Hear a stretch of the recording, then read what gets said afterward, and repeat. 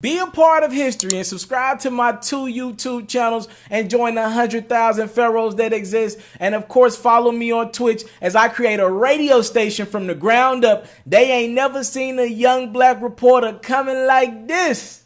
All right, Mr. Telepharaoh TV, how's everybody doing? So I want to do this, and I want this story to get out correctly. So please listen to me and let me break this story down in totality. Kodak Black was recently arrested for a violation of probation, I think, as well as a violation of a house arrest. Here's the story. Kodak Black was on an IG Live at some point in the past few months, and apparently his little boy, the young man, was in a video, and you can see guns and drugs around the little boy. Now, let me just go ahead and put this in perspective. As a kid, I've been around stuff like that my entire life. Here's the problem. The person who had me around it, or whenever I was around it, and I'm not trying to make it seem like I'm not promoting that life, but as kids, I got cousins. You just be around stuff, man. You just know not to touch stuff. You know not to. Y'all know what I'm talking about here. I ain't got to go in depth with that, right? Here's what I want you to say about that. The people who had me around that were not multi-million-dollar rappers, right? So does that make it right? No. But there are more eyes, and you put this stuff on Instagram Live on Kodak Black than it was anyone that's had me around or had any of my peers around. You know what I mean? You got eyes on you. You're in the public domain, and I know some rappers sometimes want to, and Kodak especially has been like, sometimes I want to go back to the street. He said that, right? Sometimes he's like, I don't like rap. I just want to be back in the street selling, right? Well, Kodak, here's the thing. Yo, you can't have half of it. You can't have the money that comes with rap, the people supporting your music, but not have the fame. We're in that era where people want to know the artist behind the music, and you can't have just the money and people not get to know you the person. So people are gonna come in your Instagram Live, and Kodak be on Instagram Live all the time before he was incarcerated. You just can't have it one way. So yes, that's wrong. To put that on camera, that's dumb. Just call it what it is. But I told y'all a couple weeks ago, do I believe the court system when they say a fan called that in? No, I do not. I believe 12 and the feds was watching Kodak Black's IG Live. I don't know why we don't think the feds have Instagram as well, as if they go to a different planet after work. And I believe this is their way to say, look, we got him, right? We got him. We got him doing stupid stuff. We can bring him in and have him behind bars like we wanted him all the time. Now, again, is that right? No, but you got a target on your back, Kodak, and you've created that target. You've helped create that target, and it's not going to leave. They don't like you. Let's make that clear. They don't like that you got money. They don't like the neighborhood that you live in. Let's make that clear. Now, speaking of Kodak and the neighborhood that he lives in, the judge on this case, I want to put this man on the screen right now.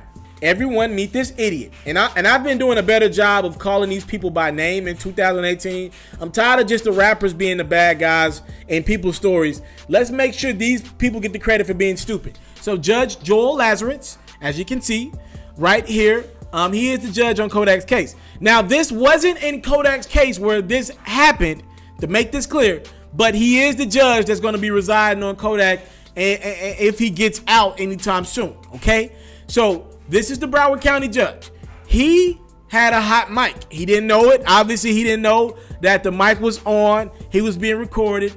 A couple weeks ago, Joel Lazarus, during the case, made a statement saying, I'll double the bond to those that take place in my neighborhood. All right. Then I think the prosecutor might have asked him a question, and he doubled down on that statement. He said, closer to my house, the higher the bond. That's always been the Lazarus rule. And then the prosecutor replied with, I have no problem with that. Now, let me break down what that means. All right. The judge is saying, if somebody's in court and they're closer to my house, which I'm assuming is an African-American, trying to get African-Americans away from you. So what he's saying is, the more African-Americans make money and the bigger homes they get in, which means they get closer to where this judge, who's probably been a judge for quite some time, made a lot of money, stays in a very good neighborhood. Judges make good money. He's saying the closer they get to my house, the higher the bond, which means the less likely they get out of jail, because I don't want them on the streets. That's what that means, period. That's what that means. And since then, that judge has apologized for that. And I don't think he's apologizing for what he said. Honestly, he's just mad because the mic was hot and everyone heard it. That is ridiculous, ladies and gentlemen. These are your judges. I'm not finna sit here and just take up for Kodak Black. I'm not finna do that. Kodak's got sexual assault cases out there. I'm not finna take up for Kodak Black. But let's make it clear. Kodak deserves due process. Period. All these young black men deserve due process, and women and people of color, period. We deserve due process. And for America to overlook stuff like this just happened because this man Mike was hot. This is a problem in America. People will be like, yo, why don't y'all leave the Ku Klux Klan alone? They ain't hurting nobody. Yo, people don't understand this. They put these masks on, and I'm taking this to another place, but this is very important, ladies and gentlemen. I want the kids to hear this one. I'm taking it here because these people put these masks on because on Friday, Saturday night, they're the Ku Klux Klan in the street, and the Ku Klux Klan is still out there, ladies and gentlemen. They're the Ku Klux Klan in the street, and on Monday morning, these are the doctors in the hospitals. These are the managers of different jobs. These are the people that are over in the hiring decisions. And if on Friday night you hated my skin complexion, and on Monday morning you now control if I get a job where I'm overqualified for, whether or not I even get an interview, whether or not you're going to diagnose me and put the time and effort in telling me what's wrong with me in my body. If you don't see a problem with that, something is wrong with you. I hate to break it down like this, subscribers, but sometimes I got to take it there. There is a judge in a courtroom, and he claimed he was joking. Look, joking or not, in the climate that we are in right now, it ain't no room for jokes right now like that. I don't see nothing funny about that. You joking about the closer somebody gets to you, the higher their bond is. And we supposed to have faith in y'all. We supposed to have faith in the court system that y'all gonna do y'all jobs and execute these laws and execute due process successfully. I have no trust in the court system, and it's reasons like this. I got a man that's over 60 years old of age he's gonna get those prominent cases. You know he's gonna get those cases like Kodak, those prominent rapper cases. They're gonna get those cases, ladies and gentlemen. It's gonna always be it's always gonna be a seniority race. Older white men are gonna have that, and there are more older white men as judges than anything else. This is a problem. Now, since this video and this audio has been released, that judge, Joe Lazarus, has been released from all first appearance courts as well as criminal court matters. So that means in regards to Kodak Black, he won't be the judge over Kodak's case. But my argument, if I'm on Kodak Black team, is that, yo, if this dude wouldn't have been the judge that I seen when I came in, I wouldn't even be incarcerated right now. And I'm not, like I said, I'm not going to be the guy to take up for Kodak. But, yo, he has a point.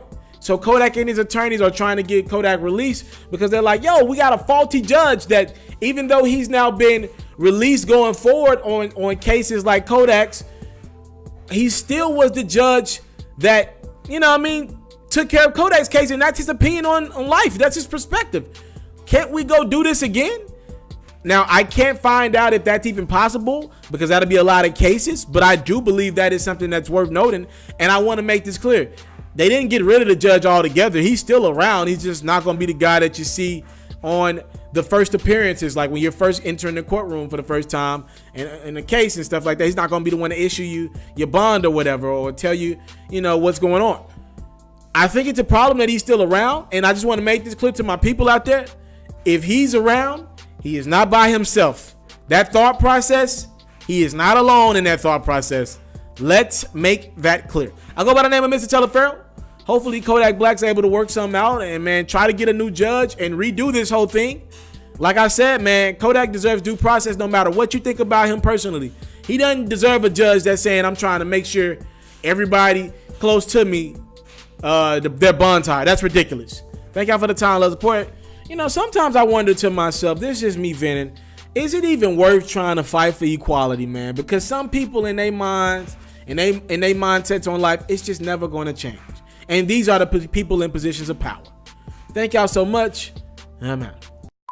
I want to salute you, homie, for building your own thing and doing your own thing, creating your own platform, your own website. I got one life to live out my dreams, and I'm giving this thing all I got. I interview celebrities. I talk sports. I represent the culture. Right now, you're turning up on MrTaliaferro.com, shawty.